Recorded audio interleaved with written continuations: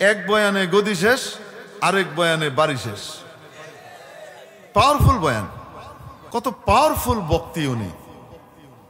উনার কাছ থেকে সবাই বক্তব্য শেখা উচিত। কি জবরদস্ত আলোচনা করেন না। এক বয়ানে গদি শেষ, আরেক বয়ানে বাড়ি শেষ। পাওয়ারফুল বয়ান। বুঝাইতে পারিনি মনে হয়। এখনো যদি বুঝে যে না, জবান বন্ধ রাখা দরকার, কিছু কিছু সময় জবান হেফাজত করা দরকার, কিছু সময় চুপ মেরে জিম মেরে বয়ে থাকা লাগে, কথা কইতে নাই, সময়ে সুযোগ দেয়।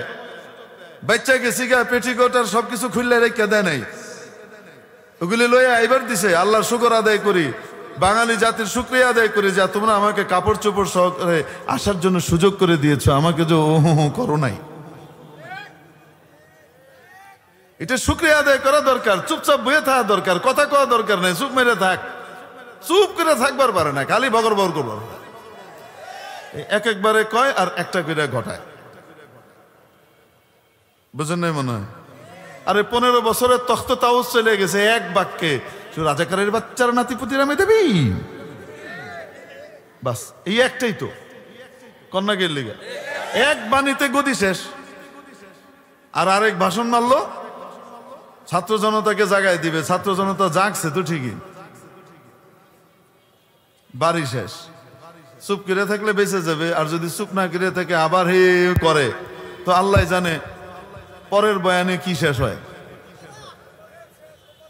আল্লাহ জানে পরের বয়ানে কি শেষ হবে। এই জন্য জবানের হেফাজত না করলে, জবান নিয়ন্ত্রণ না করলে দুনিয়াতে যে মানুষ মুসিবতে পড়ে, এটা কি বলে দেওয়ার দরকার আছে না? এটা পরিষ্কার। এটা শুধু ওনার জন্য নাকি আমাদের সবার জন্য? সুখ আসলে কিছুদিন পরে এই সুখ হাওয়া হয়ে যাওয়ার আশঙ্কা আছে। কেউ 15 বছর খুব সুখ করলো, তারপরে উড়াল দিয়ে অন্য জায়গায় চলে গেল, তখন আর সুখটা থাকলো না। 15 বছর সুখ করে দুঃখের সাগরে পাড়ি দিয়ে এখন সেখানে ভেসে বেড়াচ্ছে। এটা তো আসল সুখ না। তারপরেও সেই দুঃখের পরে আবার একটা আশার আলো দেখা দিল, একটা ভাষণ দিব। সেই ভাষণে জনতা আবার জেগে উঠবে এবং চিৎকার হয়ে যাবে সবকিছু। একটা সুখের ঝিলিক চোখের সামনে দেখা দিল। তো এই ঝিলিকটা যখন দেখা দিল, তখন কিন্তু আবার যে দুঃখটা পেয়েছিল সেটা কিন্তু হালকা হয়ে গেল। তো দুঃখটাও ভেজালপূর্ণ হয়ে গেল। আবার যে সুখের একটা ঝিলিক চোখের সামনে ঝিলমিল করছিল, দেখা যাচ্ছিল, সেটা আবার দেখা গেল বাড়ি হারানোর দুঃখের ভিতরে তার তলায় চাপা পড়ে গেল। তো এই যে মনে করেন সুখের পরে দুঃখ, দুঃখের পরে সুখ, তো কোনো সুখও স্থায়ী হচ্ছে না, কোনো দুঃখও স্থায়ী হচ্ছে না, ঠিক না? অথচ জান্নাত এমন এক জায়গা, বেহেশতা যা কে আজারে নবাসাদ, কাসে রাবা কাসে কারে নবাসাদ। বেহেশত এমন জায়গা যেখানে কোনো কষ্টের লেশমাত্রও নাই, সুখ আর সুখ। আমি মাঝে মাঝে চিন্তা করতাম আর কি, যে জান্নাতে খালি সুখই আর সুখ হবে।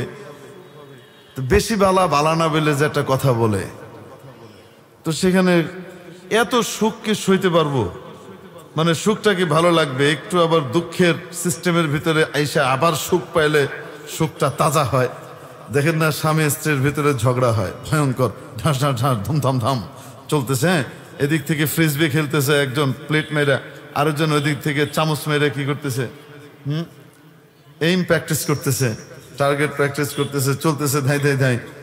এরকম হয় খুব কম জীবনে, 1-2 বার যখন নাকি এইরকম হয়তো ভয়ঙ্কর ঝগড়ার পরে মনে হয় যেন মনে করেন সিদ্ধান্ত নেয় এই বেটির চেহারা আর কোনোদিন দেখবো না। আরও চিন্তা করে আমি যদি মানুষের বাচ্চা হয়ে থাকি এই বেটার ভাত কোনোদিন খাবো না। এই হলো সিদ্ধান্ত। মুখ দেখা দেখি বন্ধ, কয়েকদিন এটা সেটা চলে, এই ভয়ঙ্কর দুঃখের পরে কিছুদিন পরে আবার কি হয় একটা কেমনে কেমনে জানি আবার কি জানি হয়ে যায়, কেমনে কেমনে জানি আবার ঠিকঠাক হয়ে যায়, সেটা আবার মনে হয় যেন নতুন হানিমুন হইল। তো দুনিয়াতে তো ঝাল টক মিষ্টি এগুলার মাঝখানে মিষ্টির স্বাদটা বাড়ে। তো এরকম ঘটনা ঘটে নাকি বাসায়? আল্লাহর রহমতে এখনো আমার বাসায় ঘটে নাই, কিন্তু যে সমস্ত ঘটনাগুলো আমাদের কাছে, আমরা যেহেতু পাবলিক প্লেসে থাকি এবং বলতে পারেন আপনারা সোশ্যাল ক্যাপিটাল যেটা আমাদের মসজিদ, এই মসজিদের কেন্দ্রবিন্দুতে যেহেতু আমাদেরকে থাকা লাগে, এই দায়িত্বে যারা আছে তাদের কাছে অনেক রকমের এক্সরে রিপোর্ট আসতে থাকে।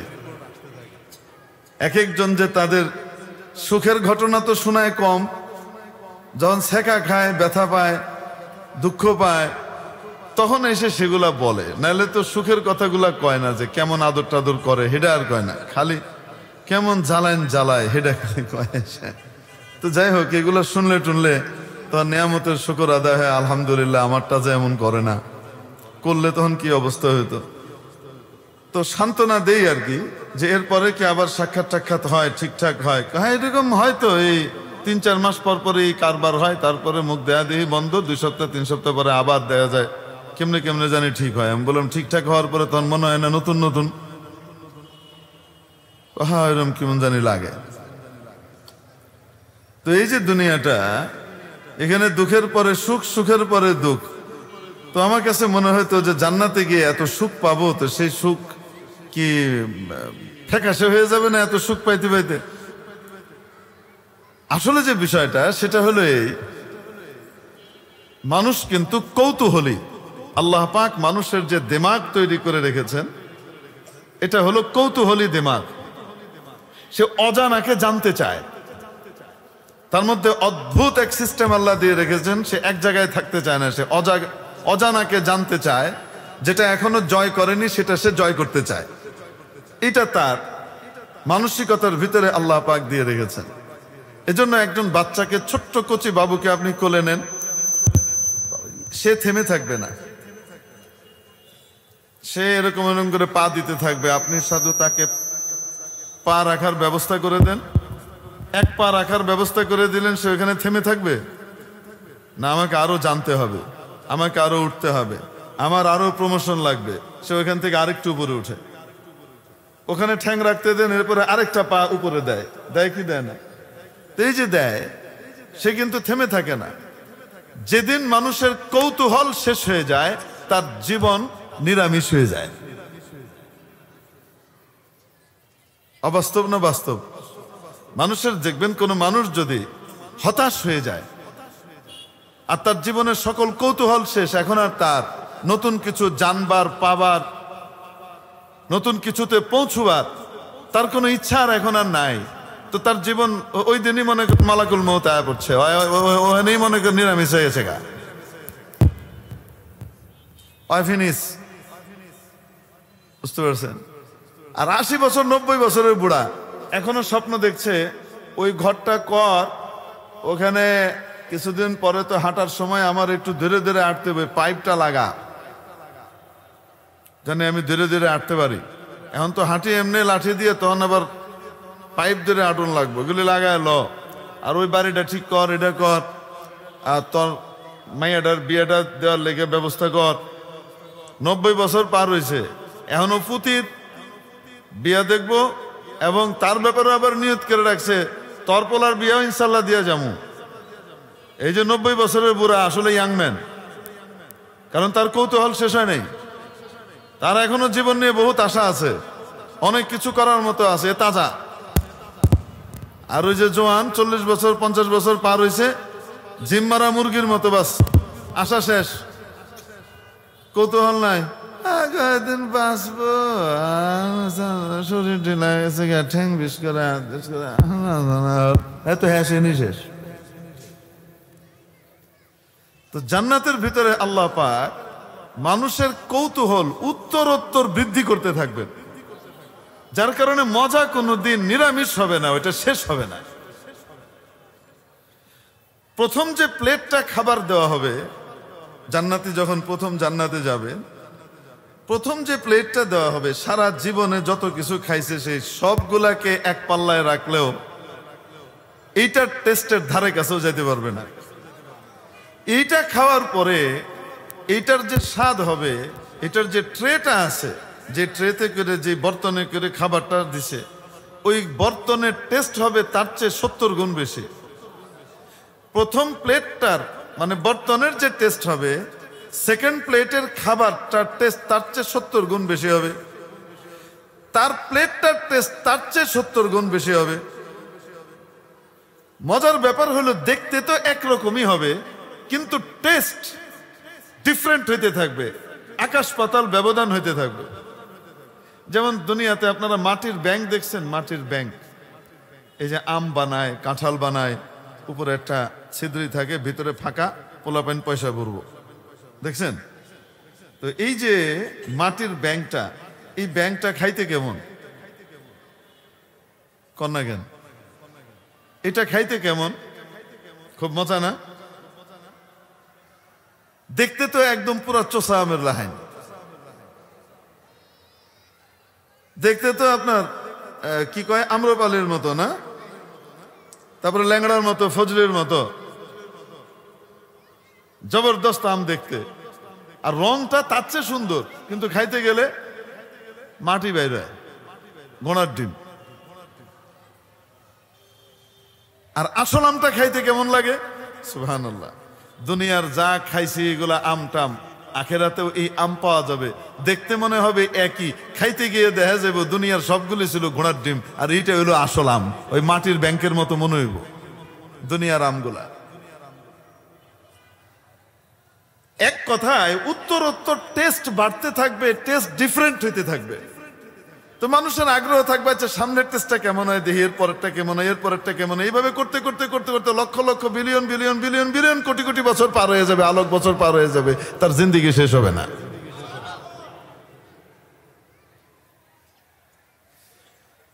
আল্লাহু আকবার। কি নিয়ে যে কথা শুরু করলাম? কথা শুরু করছিলাম এক জিনিস নিয়ে, আল্লাহ লয়ে গেছে আরেক দিকে, কি করুন? তো দুনিয়ার সবকিছুই নকল, আখেরাতের সবকিছুই আসল। দুঃখ, জাহান্নামের এমন আযাব, এরপরে সুখের কোনো নাম নাই। সুখ, এই সুখের পরে দুঃখের কোনো চিহ্নই নাই। অতএব এই সুখ হলো আসল সুখ। প্রিয় উপস্থিতি, বলছিলাম দুনিয়াতে আমরা যারা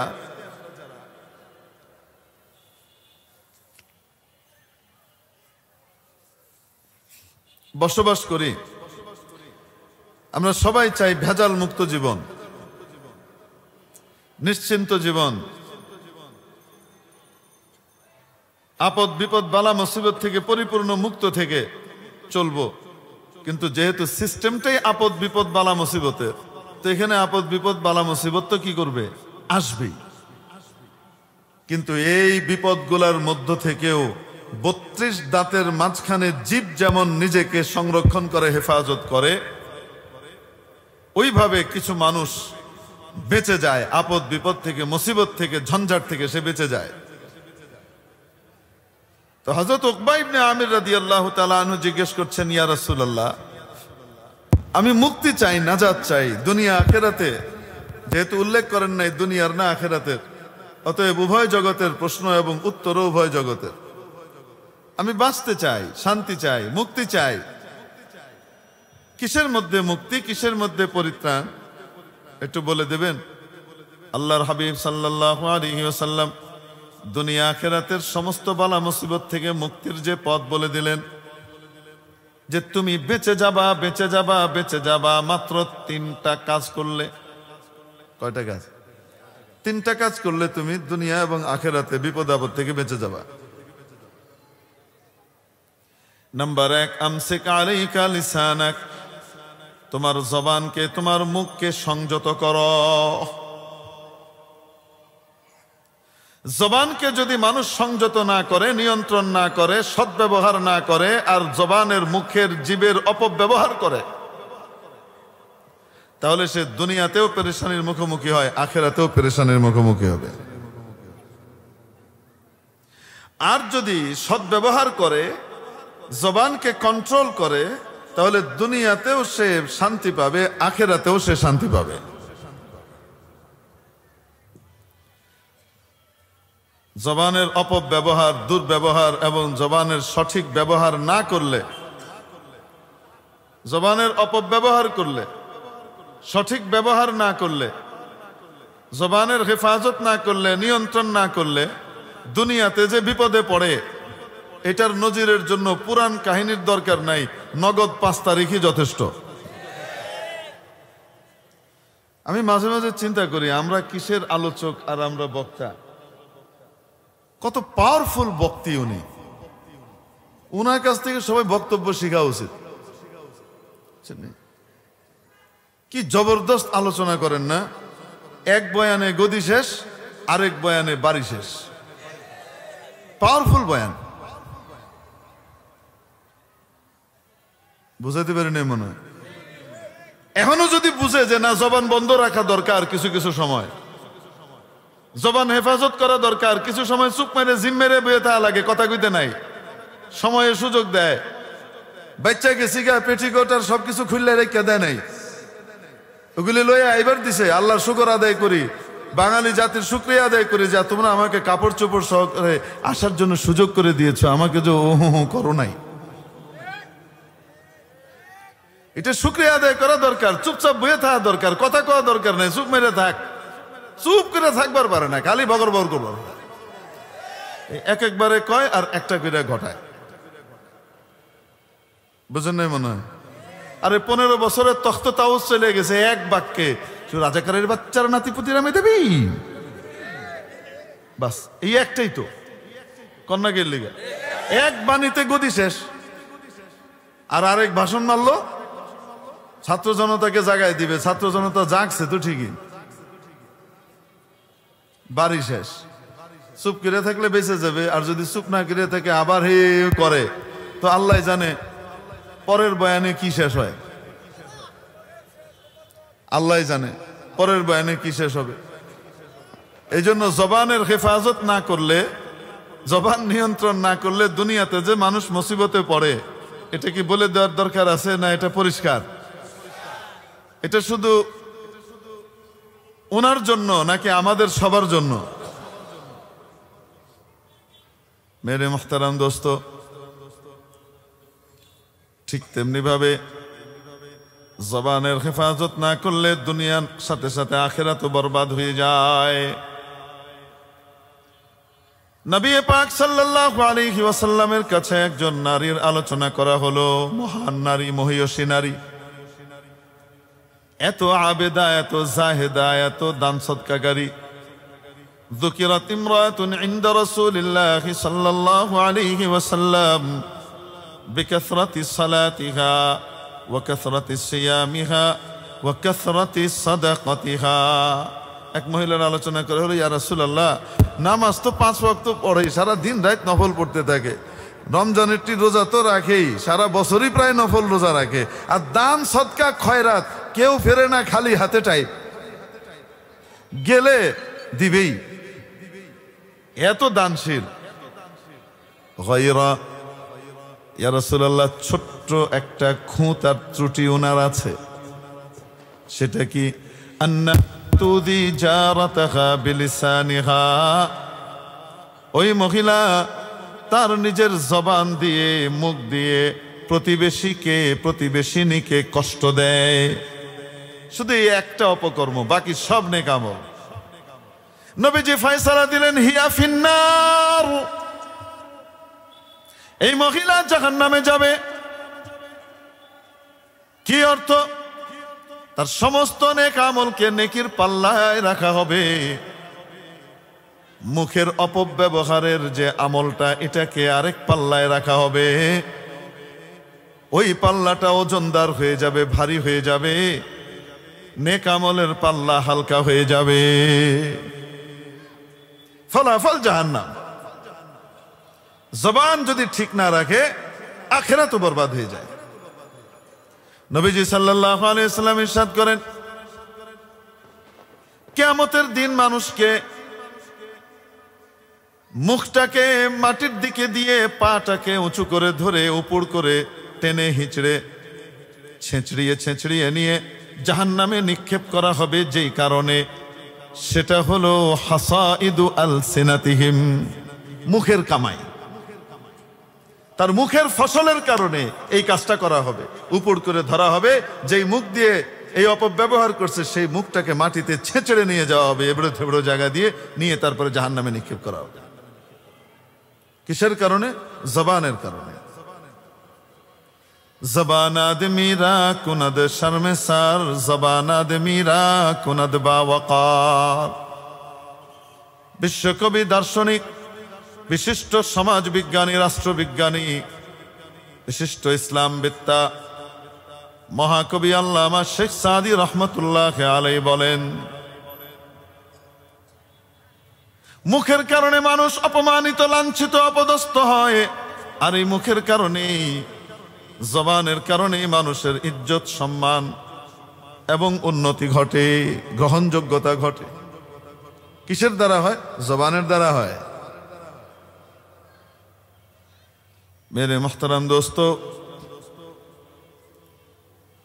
হাদিস শরীফের মধ্যে এসেছে, আল্লাহ আল্লাহ আল গীবাতু আশাদ্দু মিনাজ জিনা।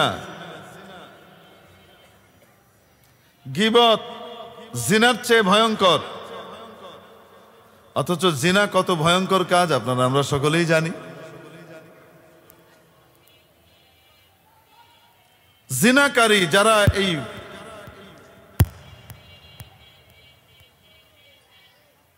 বিবাহ বহির্ভূত সম্পর্কে জড়াবে আর এই কাজ করবে, কিয়ামতের দিন তাদেরকে যখন জাহান্নামে ফেলা হবে, হাজির করা হবে, তাদের গোপনাঙ্গ দিয়ে এমন দুর্গন্ধ বের হবে, গোটা হাসরবাসী অতিষ্ঠ হয়ে যাবে। সবাই জানবে দুনিয়াতে এই কাজ করছে, সবাই জানতে পারবে, বাবার সামনে, মায়ের সামনে, দাদার সামনে, দাদির সামনে, নাতির সামনে, কলিগের সামনে, ছোটর সামনে, বড়র সামনে, সবার সামনে, সবাই দেখবে এই দুর্গন্ধ কেন আসছে, এই কাম করত। নবীজি সাল্লাল্লাহু আলাইহি সাল্লামের স্বপ্ন ওহী, একদিন স্বপ্নে দেখেন ফেরেশতা আসছেন, দুইজন মিলে বলেন চলেন ঘুরে আসি। বিভিন্ন জিনিস দেখালেন, তার ভিতরে একটা জায়গা দেখলেন বিরাট এক তান্নুর, তন্দুর রুটি বানানোর জন্য যে তান্ডুর থাকে, ওই তান্নুর থেকে তন্দুর রুটি গয় আর কি, তান্নুরি রুটি। আচ্ছা, এটা এরকম করতেছে কেন? আল্লাহর নেক বান্দা দেখেন তো একটু, হ্যাঁ মুরব্বী একটু দেখেন। তো এরকম তান্নুরের মুখটা থাকে ছোট, পেটটা থাকে এরকম পিপের মতো বড়, বিশাল বড় এরকম একটা তান্নুর, যার মুখটা একেবারে দাইয়েক, ছোট, আর ভেতরে আগুন জ্বলছে। তার মধ্যে কিছু উলঙ্গ নারী পুরুষকে ফেলে দেয়া হয়েছে, আর তারা ওটার ভিতরে জ্বলতে জ্বলতে তাদের ঢাক চিৎকারে, আগুনের তীব্রতা এত বেশি, ধাক্কায় একদম মুখের কাছাকাছি পর্যন্ত চলে আসে। তো সে মনে করে যে এই মুহূর্তে আমি ধরে কোনো মতে হয়তো বেরিয়ে যাব। যখনই সে মুখের কাছাকাছি এসে একদম বেরিয়ে যাওয়ার উপক্রম হয়, আগুনের আরেকটা শিখা এসে তাকে পেঁচিয়ে নিচে নিয়ে যায়। এইভাবে এই নারী পুরুষদের আগুনের মধ্যে আযাব চলছে। জিজ্ঞেস করলেন এটা কি? বললেন সামনে চলেন। পরে যখন নবীজি ব্যাখ্যা করেছিলেন, সেই ব্যাখ্যা করেছিলেন সেটা হলো এই যে ফেরেশতারা নবীজিকে বলে দিয়েছে, ওই তান্নুরের ভিতরে উলঙ্গ যে নারী আর পুরুষকে জ্বলতে দেখেছেন, তারা হলো যারা দুনিয়াতে ব্যভিচার করত, জিনা করত।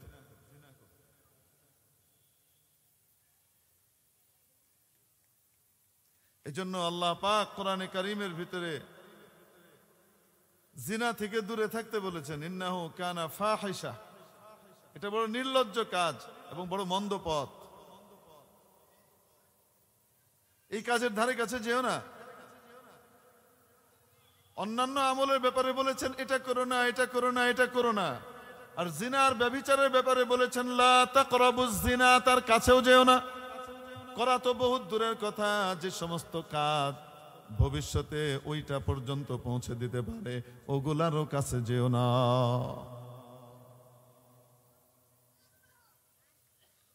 জিনা কত ভয়ঙ্কর। সামনে 14ই ফেব্রুয়ারি আসছে,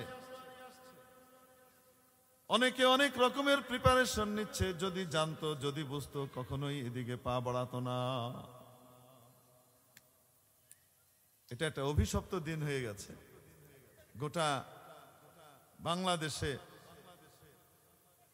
সারা বছর মিলিয়েও মনে হয় কোনো এমন একটা দিন পাওয়া যাবে না যেই দিনে আল্লাহকে মানুষ এই পরিমাণ অসন্তুষ্ট করে, যেই দিন এই 14ই ফেব্রুয়ারিতে যেটা করে।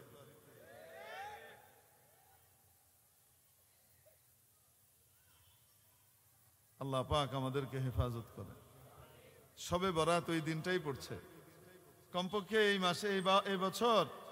ও আমার বাবুরা, এই বছরটা কমপক্ষে আল্লাহর রাস্তে শবে বরাতের সম্মানের দিকে তাকিয়ে, তোমার ভবিষ্যৎ জীবনের সুখের দিকে তাকিয়ে এই দিনটায় বের হয়ে না। এই দিনটায় কোনো গুনাহ করো না। বয়ফ্রেন্ড তোমাকে সুখ দিতে পারবে না, গার্লফ্রেন্ড তোমাকে সুখ দিতে পারবে না, তোমার প্রেয়সী তোমাকে সুখ দিতে পারবে না। সুখের মালিক তো আল্লাহ। যদি তাকে দিয়ে তুমি সুখ পেতে চাও, আজীবনের সুখ দিতে পারেন আল্লাহ পাক, তার ভিতরেই দিতে পারেন যদি তুমি এখান থেকে গুনাহ থেকে বেঁচে যাও, আল্লাহকে খুশি করতে পারো। তো জিনা কত ভয়ঙ্কর গুনাহ, অথচ নবীজি বলছেন আল গীবাতু আশাদ্দু মিনাজ জিনা। গীবত, পরনিন্দা, পরচর্চা, পেছনে যে দুর্নাম করা হয়, এমন কথা বলা হয় যেটাতে তার মনটা খারাপ হয়, কষ্ট হয়, তো এরকম গীবত, এটা জিনার চেয়ে খারাপ, জিনার চেয়েও ভয়ঙ্কর। কেন? কেউ যদি ব্যভিচার করে, জিনা করে, কোনোদিন তওবা করে ফেলে, আল্লাহর কাছে কেঁদে কেটে, কেউ জানে না, সে একদম দিল থেকে তওবা করে ফেলে, আল্লাহ তাআলা এই সব মাফ করে দিতে পারেন। হুজুর তাহলে তো 14ই ফেব্রুয়ারিতে করা যায়, তারপরে মাফ করে নিমনে। 14ই ফেব্রুয়ারি তুমি কামরা সেরা বাড়িতে ফিরতে পারবা কিনা এটার কোন নিশ্চয়তা আছে? আজরাইল আলাইহিস সালামের লগে চুক্তি হয়েছে তোমার? শয়তানের ধোকায় কেন পা দাও? এই দেশে কি খালি শুধু বুড়া মরে, জওয়ান মরে না, যুবতী মরে না, শিশু মরে না? তাহলে শয়তানের এই ধোকায় পা দেওয়া যাবে না।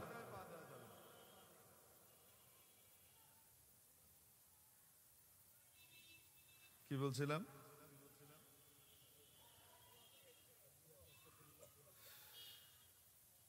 কিন্তু যদি আল্লাহর কাছে মাফ চায়, আল্লাহ মাফ করে দিবেন জিনার গুনাহ। গীবত, যতক্ষণ পর্যন্ত যার গীবত করেছে সে মাফ না করবে, আল্লাহ মাফ করবেন না। এটা পেন্ডিং থাকে, এটা ভয়ঙ্কর জিনিস।